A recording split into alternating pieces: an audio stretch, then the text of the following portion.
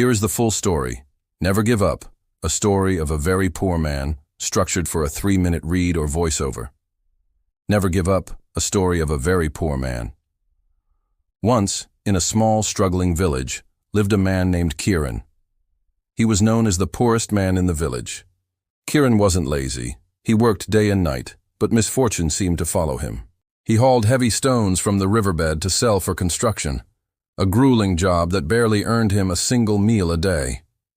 Kiran owned only one thing of real value, his trolley, a rusty old cart with squeaky wheels.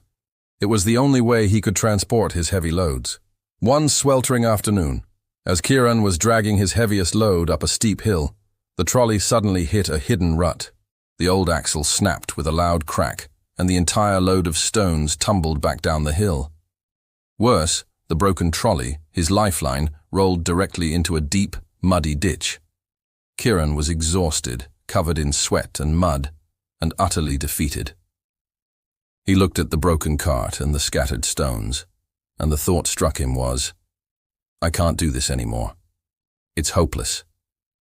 He sat down and put his head in his hands, ready to give up on his back-breaking work forever.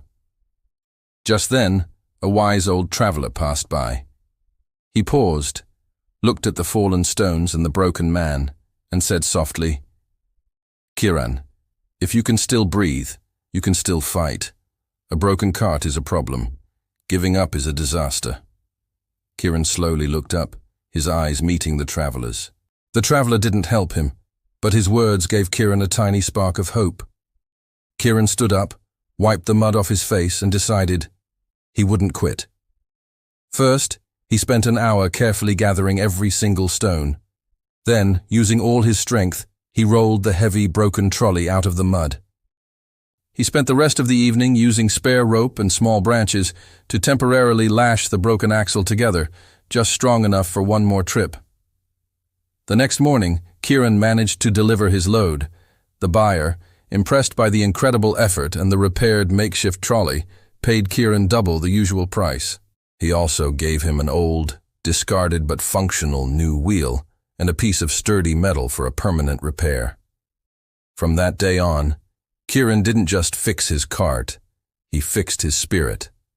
He kept the repaired cart as a reminder that the day he wanted to quit was the day he found his greatest strength.